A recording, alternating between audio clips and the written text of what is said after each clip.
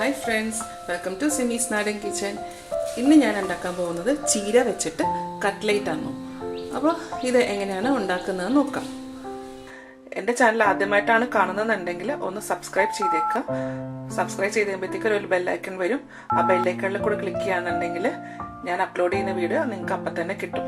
Cutlet ഉണ്ടാക്കാൻ വേണ്ടിയിട്ട് ഞാൻ കുറച്ച് ചീര അരിഞ്ഞു വെച്ചിട്ടുണ്ട്. ഇത് ചുമന്ന ചീരയാണ്. ഇനി ഇതിലേക്ക് വേണ്ടത് കുറച്ച് സവാള, ഒരു ചെറിയ പീസ് മതി, ഏകദേശം ഈ വലുപ്പമുള്ള സവാളയുടെ പകുതി മതിയാവും. 10 വെളുത്തുള്ളി, അത് നാടൻ വെളുത്തുള്ളിയാണ്, അത് പൊടിയായിട്ട് അരിഞ്ഞത്, കുറച്ച് മല്ലിയില, 2 പച്ചമുളക്, ബ്രെഡ് ക്രംസ് വേണം. ഞാനിത് ബ്രെഡ് മിക്സിയിലിട്ട് പൊടിച്ചെടുത്തതാണ്. ഇപ്പോൾ ഒരു 4 സ്ലൈസ് ഉണ്ട്. കട്ട്ലേറ്റ് ഉണ്ടാക്കുമ്പോൾ റസ്ക് പൊടിക്കുന്നതിനേക്കാളും കുറച്ചും കൂടെ നന്നായിട്ട് തോന്നിയേക്കുന്നത് ബ്രെഡ് പൊടിച്ചെടുക്കുന്നതാണ്. പിന്നെ ഇത് വറക്കൊന്നും വേണ്ട, ഞാൻ വറക്കാറില്ല, ഞാൻ ഇങ്ങനെ തന്നെയാണ് കോട്ട് ചെയ്യുന്നത്. ഇനി ഇതിലേക്ക് വേണ്ടത് ഒരു മുട്ട, 2 ഉരുളക്കിഴങ്ങ്. ആദ്യമേ ചെയ്യേണ്ടത് എന്താണെന്ന് വെച്ചാൽ ഈ ഉരുളക്കിഴങ്ങിനെ ഒന്ന് നമ്മൾ വേവിച്ചെടുക്കണം. വേവിച്ചെടുക്കാൻ വേണ്ടിയിട്ട് ഞാൻ കുക്കറിലേക്ക് മാറ്റുന്നതാണ്. കുക്കറിലേക്ക് നമുക്ക് ഈ ഉരുളക്കിഴങ്ങ് ഇട്ട് കൊടുക്കാം. ഇതിൽ കുറച്ച് വെള്ളം ഒഴിച്ചെടുക്കാം, ഒരുപാട് വെള്ളം ഒഴിക്കരുത്, വളരെ കുറച്ച് മതി കേട്ടോ. ഏകദേശം ഇതിൻ്റെ ആ ഉരുളക്കിഴങ്ങിൻ്റെ 1/4 ഭാഗം വരെ വെള്ളം ഒഴിച്ചിട്ടുള്ളൂ, അത്രയും മതി ഇതിൻ്റെ അകത്ത് വെള്ളം. ഇനി ഇത് നന്നായിട്ടൊന്ന് വേവിച്ചെടുക്കാം. ഇത് കണ്ടോ, വെള്ളം ഒഴിച്ചേക്കുന്നത് വളരെ കുറച്ചായിട്ടേക്കണത്. ഇനി ഇത് വേവിച്ചെടുക്കാം. ഫുൾ ഫ്ലെയിമിൽ 1 വിസിൽ, ലോ ഫ്ലെയിമിൽ 1 വിസിൽ. അത് കഴിഞ്ഞ് പ്രഷർ ഫുള്ളായിട്ട് പോയി കഴിയുമ്പോഴത്തേക്ക് ഇത് ഓപ്പൺ ചെയ്ത് നോക്കിക്കഴിഞ്ഞാൽ ഈ ഉരുളക്കിഴങ്ങ് നന്നായിട്ട് വെന്തിട്ടുണ്ടാവും. ഉരുളക്കിഴങ്ങ് വേവിച്ചെടുത്തിട്ടുണ്ട്. ഇനി ഇതൊന്ന് ചെറുതായിട്ട് ചൂടാറിയ ശേഷം ഇതിൻ്റെ തൊലി അങ്ങ് ഇളക്കി കളയാം. അപ്പോൾ നല്ലപോലെ ചൂട് പോകരുത്, ചെറിയ ചൂട് വേണം ഇതിൻ്റെ അകത്ത്. നമുക്ക് കൈ കൊണ്ട് പിടിക്കാവുന്ന ചൂടാകുമ്പോൾ തന്നെ ഇത് പൊളിച്ചെടുക്കാം. അതല്ലാന്നുണ്ടെങ്കിൽ തൊലി പൊളിക്കാൻ ഇച്ചിരി പാടാണേ.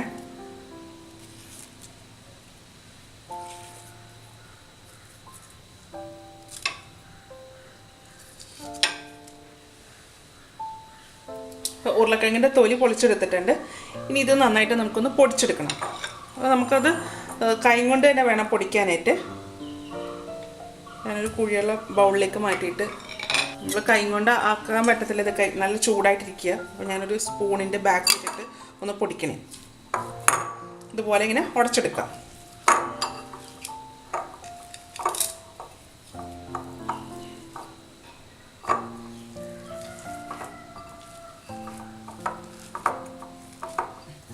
ഇത്രയും മതി. ഇത് കണക്കാണ് ഉടച്ചെടുക്കേണ്ടത്. ഇനി നമുക്ക് കട്ട്ലേറ്റ് ഉണ്ടാക്കി തുടങ്ങാം. അപ്പോൾ ഞാനത് അതൊന്ന് കട്ട്ലേറ്റ് ഉണ്ടാക്കാൻ വേണ്ടിയിട്ട് അത് ഒരു ചീഞ്ചട്ടി ചൂടാക്കാൻ വെച്ചിട്ടുണ്ട്. ഇതിലേക്ക് 2 ടേബിൾ സ്പൂൺ വെജിറ്റബിൾ ഓയിൽ ഒഴിക്കാം.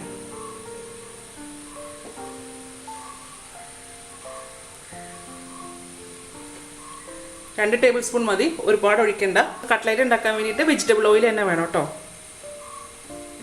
വെജിറ്റബിൾ ഓയിലോ അല്ലെങ്കിൽ സൺഫ്ലവർ ഓയിലോ എന്താണെങ്കിലും കുഴപ്പമില്ല, ഏതെങ്കിലും റിഫൈൻ ഓയിൽ ആയാലും മതി. വെളിച്ചെണ്ണ വേണ്ട അതിൻ്റെ അകത്ത്. അപ്പോൾ നമ്മുടെ എണ്ണ ചൂടായിട്ടുണ്ട്. ഇതിലേക്ക് നമുക്ക് ആദ്യമേ വെളുത്തുള്ളി ഇടാം.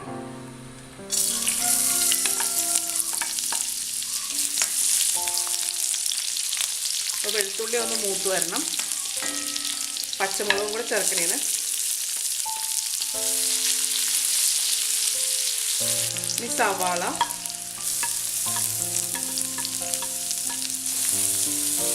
അപ്പോൾ ഇത് കട്ട്ലേറ്റൊക്കെ ഉണ്ടാക്കുമ്പോൾ നമ്മൾ സവാളയൊന്നും ഒരുപാട് ചേർക്കത്തില്ല കേട്ടോ. എന്നിട്ട് ഒരുപാടായി കഴിഞ്ഞ് കഴിഞ്ഞാൽ കുറച്ച് വെള്ളമയം കൂടും ഇതിന്. അപ്പോൾ വെള്ളമയം ഒരുപാടായി കഴിഞ്ഞാൽ നമുക്ക് ആ ഉരുളുണ്ടാക്കുന്ന കട്ട്ലേറ്റ് ഷേപ്പ് ഭയങ്കര ലൂസായിട്ടിരിക്കും. നമ്മൾ അങ്ങനെയുള്ള കാര്യങ്ങളൊക്കെ ഇതിനകത്ത് ശ്രദ്ധിക്കണം. എണ്ണ ഒരുപാടാകാൻ പാടില്ല, അതുപോലെ സവാള ഒരുപാട് പാടില്ല. പിന്നെ ഉരുളക്കിഴങ്ങാണെങ്കിലും ഒരുപാട് അങ്ങോട്ട് വെന്ത് പോകാനും പാടില്ല. നമുക്കൊരു കുറച്ച് ടൈറ്റായിട്ടുള്ള ഒരു, നമുക്ക് ആ ഉണ്ട ഉണ്ടാക്കുമ്പോൾ കുറച്ച് കട്ടിക്ക് കിട്ടണം നമുക്ക്. ഇപ്പോൾ സവാള ഒന്ന് സോഫ്റ്റ് ആയിട്ടുണ്ട്, ബ്രൗൺ കളർ ആവുമൊന്നും വേണ്ട, ഒന്ന് സോഫ്റ്റ് ആയാൽ മതി. ഇതിലേക്ക് ഒരു 1/4 ടീസ്പൂൺ മഞ്ഞൾപ്പൊടി, 1 ടേബിൾ സ്പൂൺ മല്ലിപ്പൊടി.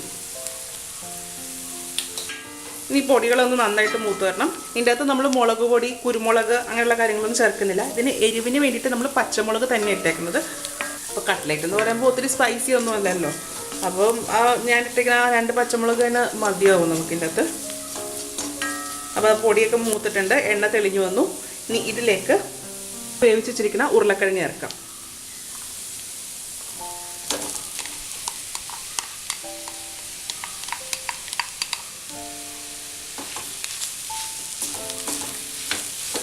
ഉരുളക്കിഴങ്ങ് ഒന്ന് നന്നായിട്ടൊന്ന് ഉടച്ചു കൊടുക്കുക.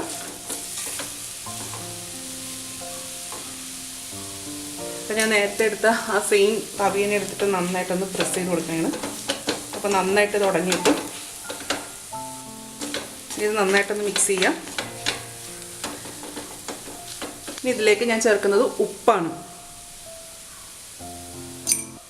ഉപ്പിട്ട ശേഷം വീണ്ടും ഒന്ന് ഇളക്കി കൊടുക്കാം. ഇനി ഇതിലേക്ക് നമുക്ക് ചീര ഇട്ട് കൊടുക്കാം.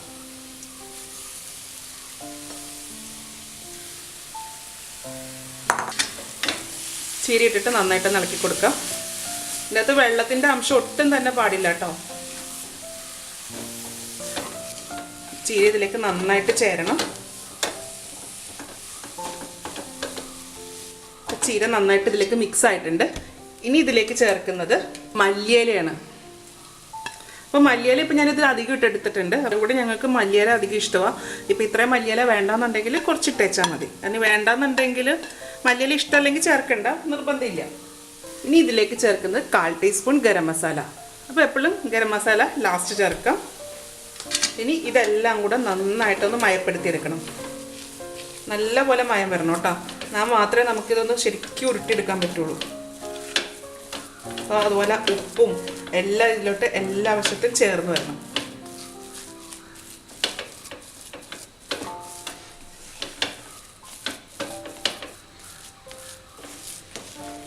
അപ്പോൾ നമ്മുടെ ബാറ്റർ റെഡി ആയിട്ടുണ്ട്.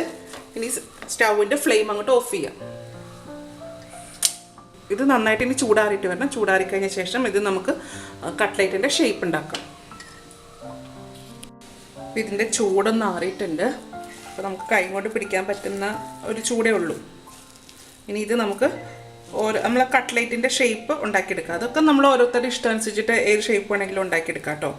അപ്പം ഞാനിപ്പം ഇതുപോലെ കയ്യിൽ കുറച്ചെടുത്തിട്ട് ഉരുട്ടിയിട്ട് പിന്നെ ഒരു ഓവൽ ഷേപ്പിലെടുക്കണത് ഇതുപോലെ എടുത്തിട്ട് ഒന്ന് പരത്തി കൊടുക്കും.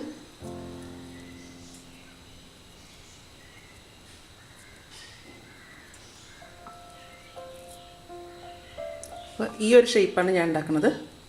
ഇത് കണക്കത്തെ ഷേപ്പ്. ഞാൻ ആ 2 ഉരുളക്കിഴങ്ങ് കൊണ്ട് 11 കട്ട്ലേറ്റാണ് ഉണ്ടാക്കി വെച്ചേക്കണത്. അപ്പോൾ ഞാനിതുപോലെ അങ്ങനെ ഓവൽ ഷേപ്പിലാണ് ഷേപ്പ് ഉണ്ടാക്കി വെച്ചേക്കണത്. അപ്പോൾ ഷേപ്പ് നമ്മുടെ ഇഷ്ടം അനുസരിച്ചിട്ട് എങ്ങനെ വേണമെങ്കിലും ഉണ്ടാക്കാം കേട്ടോ. ഇനി വേണ്ടത് ഒരു മുട്ട നമുക്ക് പൊട്ടിച്ചൊഴിക്കാം.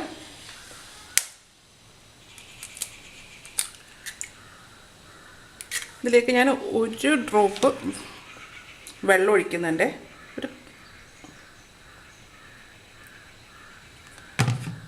അത് നന്നായിട്ടൊന്ന് അടിച്ച് കിട്ടാൻ വേണ്ടിയിട്ടാണ്. എന്നിട്ട് നന്നായിട്ടൊന്ന് ബീറ്റ് ചെയ്തെടുക്കാം. അപ്പോൾ ഞാൻ മുട്ടയുടെ വെള്ളയും മഞ്ഞയും എടുക്കുന്നുണ്ട്. ഇതിലേക്ക് ഒരു നുള്ളു ഉപ്പിട്ട് കൊടുക്കാം. ഉപ്പിട്ട ശേഷം നന്നായിട്ട് ബീറ്റ് ചെയ്യാം. ഇപ്പം നമ്മൾ ഇങ്ങനെ കട്ട്ലേറ്റിൻ്റെ ഷേപ്പ് ഉണ്ടാക്കി വെച്ചിട്ടുണ്ടല്ലോ. ഇതിപ്പോൾ നമ്മളിപ്പോൾ എടുക്കുന്നില്ല എന്നുണ്ടെങ്കിൽ, ഇപ്പോൾ നമ്മളിത് ഫുള്ളായിട്ട് ഉണ്ടാക്കുന്നില്ല എന്നുണ്ടെങ്കിൽ നമ്മൾ എന്താ ചെയ്യേണ്ടത് വെച്ചാൽ ഇത് നമ്മൾ ക്ലിംഗ് റാപ്പ് വെച്ചിട്ട് നന്നായിട്ട് ഇത് ക്ലോസ് ചെയ്തിട്ട് ഫ്രീസറിൻ്റെ ഉള്ളിൽ വേണം വെക്കാനായിട്ട്. അപ്പോൾ അത് കഴിഞ്ഞിട്ട് നമുക്ക് ആവശ്യമുള്ള ഇപ്പോൾ നമുക്ക് എടുത്തിട്ട് ഫ്രൈ ചെയ്തെടുത്തേച്ചാൽ മതി. മുട്ടയിൽ മുക്കുന്നതിന് മുന്നേയുള്ള സ്റ്റേജിലാട്ടോ അങ്ങനെ ചെയ്യേണ്ടത്. ഇപ്പം നമ്മൾ ഇതുപോലെ ഷേപ്പ് ആക്കി വെച്ച ശേഷമാണ് അതങ്ങനെ ആക്കി വെക്കേണ്ടത്. അപ്പോൾ ഇങ്ങനെ ഷേപ്പാക്കി വെക്കുകയാണെങ്കിൽ ഇപ്പോൾ നമ്മൾ ഇതുപോലെ ഗസ്റ്റൊക്കെ വരികയാണെങ്കിൽ പെട്ടെന്ന് തന്നെ നമുക്കത് ഫ്രീസറിലുണ്ടെങ്കിൽ അതെടുത്തിട്ട് നമുക്ക് ഫ്രൈ ചെയ്യാൻ പറ്റും. ഇത് നമ്മൾ എങ്ങനെയാണ് ബ്രെഡ് ക്രംസിനകത്ത് കോട്ട് ചെയ്യുന്നതെന്ന് നോക്കാം. ആദ്യമേ ഞാനിവിടെ മുട്ട അടിച്ചു വെച്ചിട്ടുണ്ടല്ലോ, അതിലേക്ക് ഈ കട്ട്ലേറ്റിൻ്റെ പീസ് ഇട്ട് കൊടുക്കാം. കട്ട്ലേറ്റിൻ്റെ ഷേപ്പ് ചെയ്തേക്കുന്ന കട്ട്ലേറ്റ് ഇട്ട് കൊടുക്കാം. 2 സൈഡും മറിച്ചിടാം. എന്നിട്ട് സെയിം ടൈമിൽ തന്നെ കേട്ടോ നമ്മൾ ഈ ബ്രെഡ് ക്രംസിലേക്ക് മാറ്റണം. ഇട്ട് കൊടുക്കാം. ഇത് എല്ലാ വശത്തും പറ്റുന്ന രീതിയിൽ ഇതൊന്ന് ഉരുട്ടിയെടുക്കാം.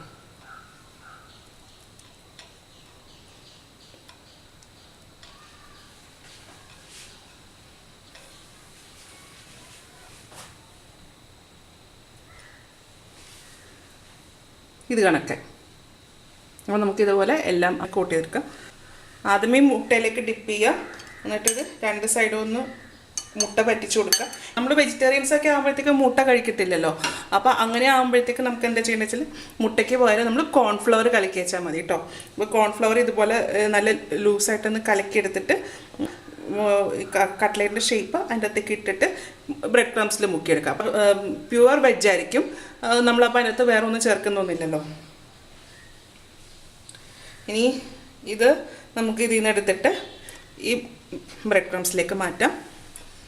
എന്നിട്ട് ഈ ബ്രെഡ് ക്രംസ് എല്ലാ വശത്തു നിന്നും പറ്റിച്ചു കൊടുക്കുക. അപ്പോൾ എനിക്ക് കൂടുതലും നമ്മൾ റസ്കിൻ്റെ പൊടിയേക്കാളും കുറച്ചും കൂടെ നന്നായിട്ട് തോന്നിയേക്കുന്നത് ബ്രെഡിൻ്റെ പൊടിയാണ്. ഇത് കണക്കെ. അപ്പോൾ ഞാൻ എല്ലാം അതുപോലെ തന്നെ ആക്കട്ടെ. ബ്രെഡ് ക്രംസും മുട്ടയും വെച്ചിട്ട് നന്നായിട്ട് കോട്ട് ചെയ്തെടുത്തിട്ടുണ്ട്. ഇനി ഇത് നമുക്കൊന്ന് വറുത്തെടുക്കാം. ഇപ്പോൾ ഞാൻ കട്ട്ലേറ്റ് വറുക്കാൻ വേണ്ടിയിട്ട് ഒരു കടായി വെച്ചിട്ടുണ്ട്. അതിലേക്ക് ഞാൻ സൺഫ്ലവർ ഓയിലാണ് ഒഴിച്ചേക്കുന്നത്. സൺഫ്ലവർ ഓയിലോ അല്ലെങ്കിൽ വെജിറ്റബിൾ ഓയിലോ എന്താണെങ്കിലും നമുക്ക് ഒഴിക്കാം കേട്ടോ. എന്നിട്ട് അതൊന്ന് നന്നായിട്ടൊന്ന് ചൂടായി വരണം. അപ്പോൾ തീ നന്നായിട്ട് കൂട്ടി വെച്ചിരിക്കുന്നതാണ്. എണ്ണയൊന്ന് നന്നായിട്ട് ചൂടായിട്ടുണ്ട്. ഇതിലേക്ക് നമുക്ക് ഈ കട്ട്ലേറ്റ് ഇട്ട് കൊടുക്കാം.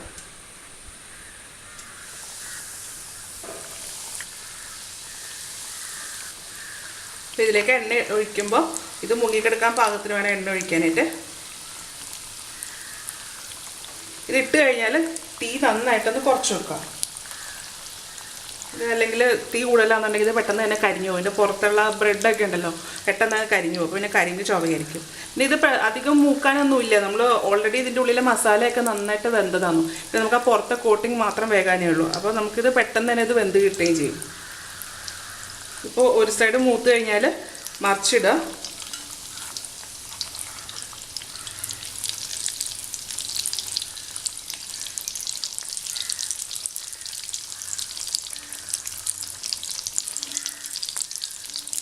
ആ സൈഡും കൂടെ ഒന്ന് മൂത്ത് കഴിഞ്ഞാൽ നമുക്കിത് എണ്ണയിൽ നിന്ന് കോരിയെടുക്കാം. ഇതിപ്പോൾ രണ്ട് സൈഡും മൂത്തിട്ടുണ്ട്. ഇനി ഇത് നമുക്ക് കോരിയെടുക്കാം.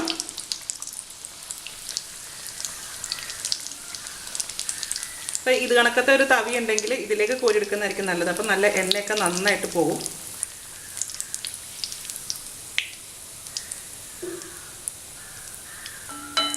ഇനി ഇത് നമുക്കൊരു ടിഷ്യൂ പേപ്പറിലേക്ക് മാറ്റാം. അപ്പോൾ ടിഷ്യൂ പേപ്പറിലും കൂടെ മാറ്റുമ്പോഴത്തേക്ക് ഇതിനകത്ത് എണ്ണ നന്നായിട്ട് ഇങ്ങോട്ട് ടിഷ്യൂ പേപ്പർ വലിച്ചെടുത്തോളൂ. ഇതുപോലെ മാറ്റിയിട്ടുണ്ട്. അപ്പോൾ ഇത് കണക്ക് എല്ലാം നമുക്കൊന്ന് വറുത്തെടുക്കാം. കട്ട്ലേറ്റ് എല്ലാം വറുത്തെടുത്തിട്ടുണ്ട്. അപ്പോൾ ഞാൻ ടിഷ്യൂ പേപ്പറിലേക്ക് മാറ്റിയേക്കുവാണ്. ഇപ്പോൾ ഇത് അങ്ങനെ ഒരുപാട് എണ്ണയൊന്നും കുടിച്ചിട്ടൊന്നുമില്ലല്ലോ. അപ്പോൾ നിങ്ങൾക്ക് കാണുമ്പോൾ തന്നെ അറിയാം ഇതിൻ്റെ അകത്ത് എണ്ണ വളരെ കുറച്ച് മാത്രമേ എണ്ണ ആയിട്ടുള്ളൂ ഇതിൻ്റെ അകത്ത്. ഇപ്പോൾ നമ്മുടെ ചീര വെച്ചിട്ടുള്ള കട്ട്ലേറ്റ് റെഡി ആയിട്ടുണ്ട്. ഇത് പ്യുവർ വെജ് ആക്കണമെന്നുണ്ടെങ്കിൽ നമുക്ക് ആ മുട്ടയ്ക്ക് പകരം കോൺഫ്ലവർ കലക്കിയാൽ മതി. അപ്പോൾ ശരിക്കും പ്യുവർ വെജ് തന്നെയാവും. അപ്പോൾ ചീരയൊന്നും കഴിക്കാത്ത കുട്ടികൾക്കൊക്കെ ഇതുപോലെയൊക്കെ ഉണ്ടാക്കി കൊടുത്ത് നമുക്ക് പറ്റിക്കാൻ നല്ലതാട്ടോ. ഇങ്ങനെയൊക്കെ ഉണ്ടാക്കി കഴിഞ്ഞാൽ പിള്ളേർ എന്തായാലും കഴിക്കും. ഇത് അറിയത്തൊന്നുമില്ല ഇതിൻ്റെ ഉള്ളിൽ ചീരയാണ് വെച്ചേക്കുന്നതെന്ന് അറിയത്തൊന്നുമില്ലത്. അപ്പോൾ ഇതെല്ലാവരും ഒന്ന് ട്രൈ ചെയ്ത് നോക്കൂട്ടോ. ട്രൈ ചെയ്ത് നോക്കിയിട്ട് ഇതിൻ്റെ അഭിപ്രായം എൻ്റെ കമൻറ്റ് ബോക്സിലിടുക. എൻ്റെ വീഡിയോ ഇഷ്ടമായിരുന്നുണ്ടെങ്കിൽ സബ്സ്ക്രൈബ് ചെയ്യുക, ലൈക്ക് ചെയ്യുക, ഷെയർ ചെയ്യുക. അപ്പോൾ ഇനി അടുത്ത ദിവസം അടുത്ത റെസിപ്പി ആയിട്ട് കാണാം. Thank you.